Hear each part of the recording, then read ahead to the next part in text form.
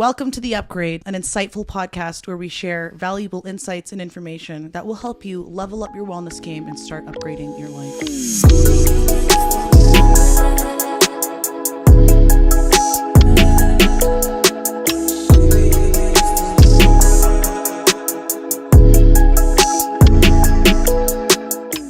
I'm your host, Samantha. And I'm your co-host, Carly.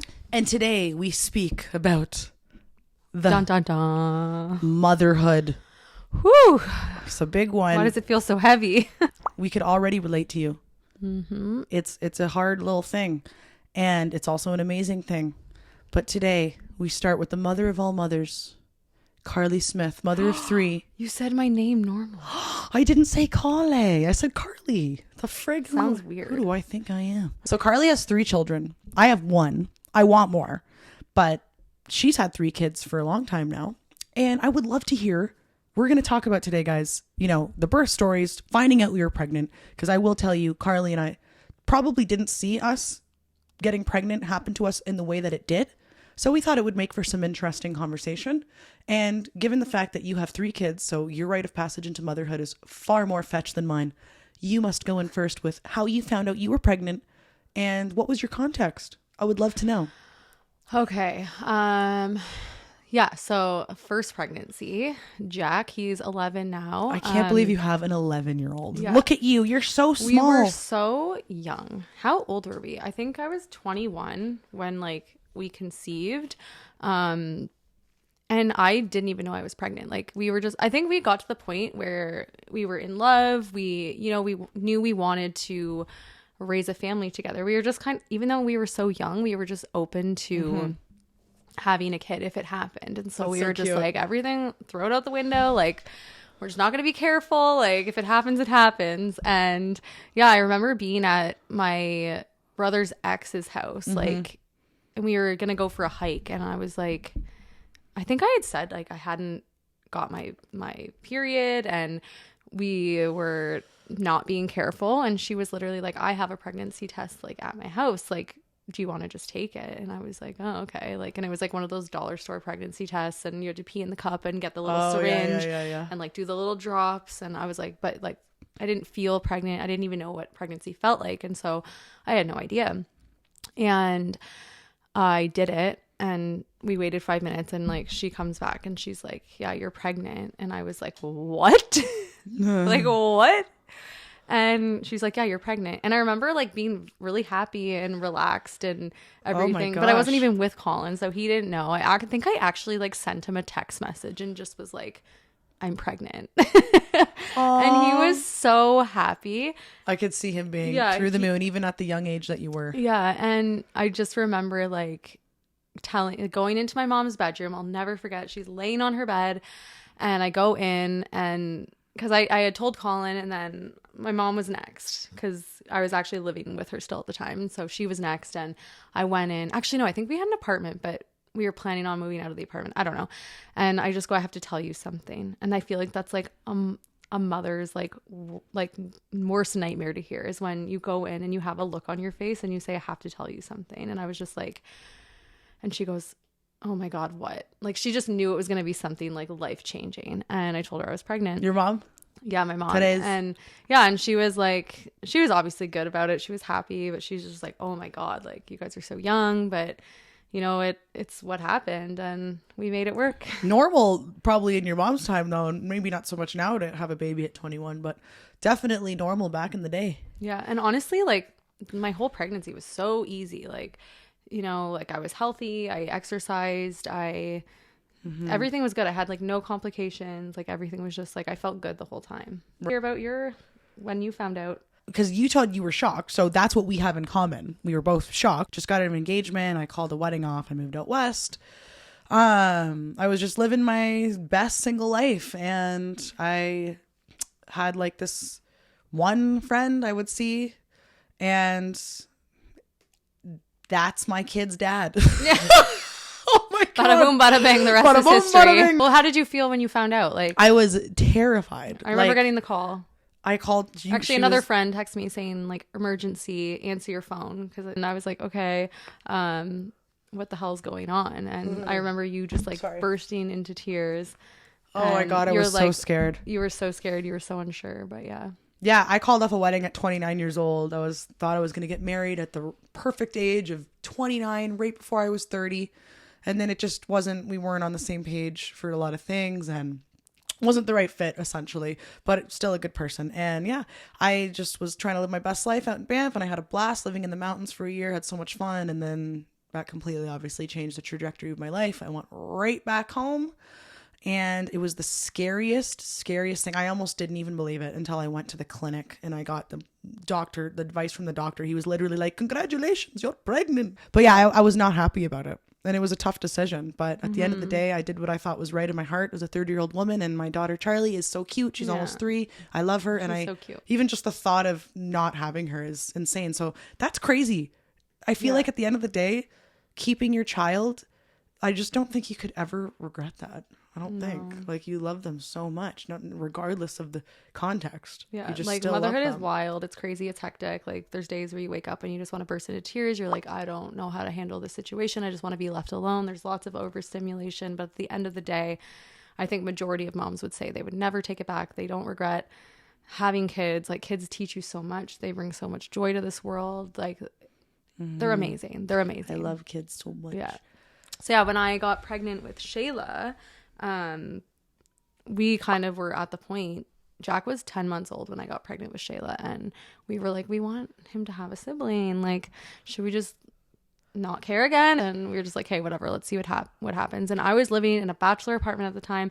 My husband Colin had gone back to New York to work at a restaurant. His family had invested into some restaurants, and I remember being at my mom's house, and I took a test and I was pregnant, and Colin was in New York. And I think it was like what's that like big soccer thing that happens? FIFA World Cup. Yeah, he was like watching Germany play, which is like his team, and he was like having a good time, probably having some beers with his buddies. And I remember just calling him and being like, yo, we're having another baby. And he was like, holy number shit. 2. Yeah, like baby number 2 on the way. But like, again, we were like happy. It was like, we wanted our son to have a sibling, so that's when we got pregnant with our daughter. Again, very, very smooth pregnancy. And so just into kind of like the labor and delivery now. So with my son, I had always wanted a home birth. Like, I wanted to do it natural. I hadn't felt the pain before. I didn't even know what to expect, but like, I wanted to have that home birth experience. And I remember like going into labor and being in like the worst pain of my life, and it was to the point where like I couldn't take it. And the midwife was like, yeah, you're only 2 centimeters dilated, but my contractions were already like a minute and a half apart. And it was like, that's what happened to me. Insane. It was freaking insane. And I literally was like, take me to the hospital and like give me the drugs now. I remember crawling into the hospital on all fours, just being like, oh my God. And there was another girl in the waiting room who looked like probably a little bit younger than me. And she was so terrified when she saw me. Like, and I was just like, I went to the front desk and I was like, I need to get an epidural right now, like right now. And they were like, hey, like, can you give us your health card? Like, where do you live? And I would just remember being like, why are they asking me these questions? Like, get me the freaking epidural right now. Like, and yeah, it was just like, so I was like moaning and groaning and on all fours, like freaking out. Like, I literally went into the hospital on all fours and got the epidural. So after having that experience, it wasn't traumatic, but I just remember being like, this isn't how I want to feel when I have like my next child. Like, I don't want to be in the hospital. I don't want to feel like this out of control. I really want it to be like mindful and like calm, and like I could handle it. Yeah. And that's kind of how I was with Shayla. I had a home birth and it was 3 hours. It was very calm and relaxed. My mom was baking banana bread as I was in labor. My dad was flying a plane over top of my parents' place, taking a video being like, Carly's in labor right now. It's actually on YouTube, which is hilarious. But like, you don't see me. It's just my brother and my dad flying over top of where my parents live. But so it was a very calm and relaxed birth. And it was natural. It was natural, yeah. I've never... Yeah, no epidural or anything. But you had an epidural? I can't... I did. But yours was pretty fast, wasn't it? It was. Charlie was going to be breech. I'm not kidding, guys. Not joking. My mother... I was so scared for the breech. My mother literally said a prayer. This is what brings me always back to my spirituality. There's something out there. She turned around in 15 minutes of that prayer. And she was born not breech. That's insane. and it was fine. And then I pushed her out in about 15 minutes after that. But the process, I remember being like, this is so painful. I need the drugs. I had one of the most experienced anesthesiologists in the hospital at the time. And he just walked in. He looked like a nice old man. I was like, yes, you look experienced.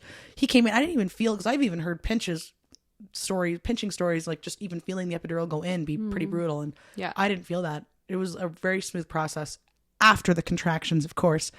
Yeah. Those are brutal contractions. My God, I can't even imagine going natural. Yeah, the epidural. So when I actually had the epidural with Jack, it wasn't working on me. It fell out like 3 or 4 times. They had to keep putting it back in. I've heard this. It was only story. working on like one side of my body. So I remember like my legs were numb. I couldn't move.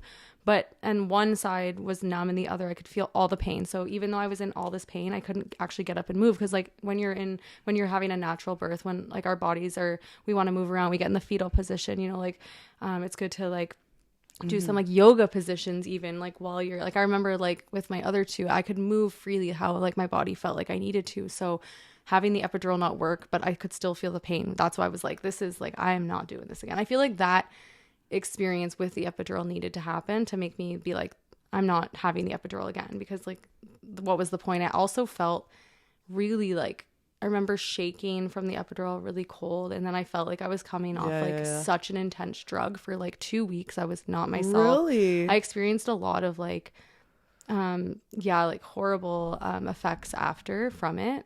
Oh, I bet. Yeah, I bet, because there probably are some side effects. I didn't personally feel any. I remember I was fine. I was just a little hot, hazy going home the next day, just a little bit. But again, I didn't have a bad experience with the epidural, but this happened to my sister. It wasn't working for her. So I've also heard nightmare stories. Yeah, it's crazy how our bodies can just like reject it, or it just doesn't work. It's weird. It doesn't, it's weird, but. Fun fact, 75% of women go with the epidural.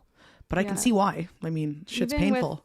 So with Jace, my third, he was a little bit of like, not a surprise. Like we had kind of talked about having another one, but I don't know. It just sort of happened. And this was like, so my 2 kids were 10 and 8, and that's when we got pregnant with Jace. And so there was a big gap in between there. But he was also a home birth. And I remember my midwife saying like, even women that have midwives now, most people, like I think she said 30% of women that have midwives have a home birth. Most people go to the hospital now. I had a midwife and I hated my midwife experience. They were brutal. I've heard that. Yeah. By the way, just so you guys know, if you're from the Hamilton area, don't go with the Hamilton midwives on James Street. Brutal. It was terrible. They made my experience terrible. I was with the like Access midwives in Stony Creek, but that's kind of far. Yeah, I didn't have a bad experience, but like my sister-in-law, Kadruda, we should have her on one time to tell her birth story. She told me she had a bad experience too. Horrible with her midwife. Yeah, her midwife. She did not have a good experience. It's crazy. Everybody's experiences. But like here in Canada, we get them for free, right? Whereas in the States, you actually have to pay for it. So I guess you get to kind of like look into who you want to work with, who you want to deliver your baby. So there's more of like that that time to prepare for who you want to work with. But like here, it's kind of just like, it's kind of hard to get one. I remember being put on wait lists for the first one, and you kind of just get who you can get. Yeah, you have to go early for everything where we live. It's so saturated with people, including daycare. Better be getting on that daycare list while you're pregnant, I would say. Yeah. Charlie's in a daycare now, but she's still on a wait list for some. She's almost 3. Yeah. Like, that's how crazy some of these waits are. You got to get on that early. So just recommendation for any pregnant people out there. Yeah, I think one of like the most like magical, I don't know what word to use, but experiences with having like Jace, my third baby, at home was having the other 2 kids there to like experience the whole thing. Like I asked them, I said, do you want to be like a part of it when he's being delivered? Like, do you want to see that? And they both like wanted to. They're so brave, your kids. I remember like I labored in the bedroom with Colin and the midwife, and my mom was in the kitchen painting with the other 2. I called my mom at like 3 a.m. I was like, I'm in labor, you should come over now. And it was around like 7 a.m. when I went into active labor and was like, okay, this is real and it's happening. And I just remember being like, oh God, here we are again. Like, and every time I've had a natural labor, I've questioned why I'm doing it. Like when I'm in it, I'm like, why would I ever do this to myself? Like, why would I ever put myself in this much pain? Like, horrible decision. But I'm like, I can't, like, the hospital's not far. But I'm like, no, you're doing it. Like, whatever. And Oh my God. I don't so know it was how. 3 hours. And then I remember, like, the midwife being like, hey, like, he's coming. Like, it got to that point where I could feel, like, the pressure and everything. And I actually had a yoga stool that I bought for, like, inversions to do, like, to practice headstands and, like, build up strength for that. And because she was like, do you have, like, a little stool? And I was like, well, I have this.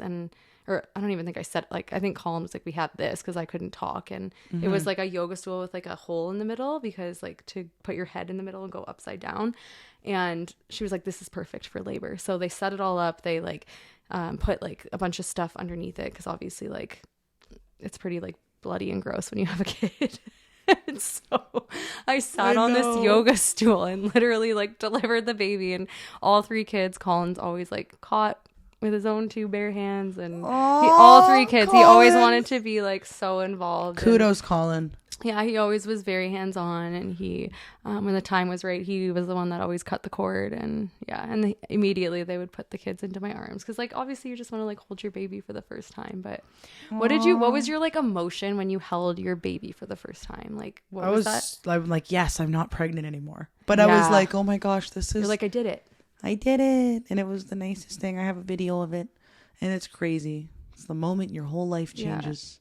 Yeah. And it's, I don't know, it's the most beautiful, crazy thing in the world. And to me, it's a miracle. A baby, it's an absolute miracle. How that happens, how that's sustained, how it's delivered, how it's forever yours and your life is forever changed. Like the whole thing, it's why we're here. We're here to procreate. Without that, we have no life. That's why when I'm not super religious. I'm very spiritual, but I just believe in a higher power. In the end, I believe that there's a higher power, source, God, energy that's specific to you, but to believe that there's nothing out there, but then to see how babies are created, born and brought into this world, like how can you not believe in something? Like it's the most insane, like the process even of pregnancy and like what happens within your body, like the fact that we're able to create life in our bodies it's the biggest insane. Gift. It's such a gift. It's insane. I feel like I should become a midwife or something because now that I've done it, I'm like, I feel like I have so much wisdom and like, I want to like, I've never been in the presence of someone when they've delivered a baby, but I feel like that I've done it, like if you have another baby, can I be in the room? Yeah, if I can. It was freaking COVID when they almost didn't even let my mom in. I was like, are you effing kidding me? Yeah, that's nuts. And I wouldn't wear my mask. Sorry, but I'm hyperventilating trying to push a baby. I'm not wearing a mask right now. A lot of other women that had babies during COVID that their partner wasn't allowed in the room. And I don't know. I think that's like not right. You need some support. I have way more intense words to say, but it's not right. It's not. It's not. It's not right. I can't believe I was actually not going to deliver even with my mom in the room, like alone. That would be pretty desolate if you were to deliver a baby without anyone. You need someone there that you feel comfortable with, and you would be the best midwife, Kale. But yeah, that's our birth stories, and I think I didn't think we'd spend a whole episode talking about our birth stories, but we did, and that means the next episode we'll have to talk about current mother life, how we maintain our sanity, how we maintain our health, stay motivated to achieve our goals, and all those things. If she can do it and she has 3 children, so can you. So stay tuned for next week's episode on motherhood as it is now, after the birth stories. Yes. Can't wait. Thanks, guys. Thanks for listening.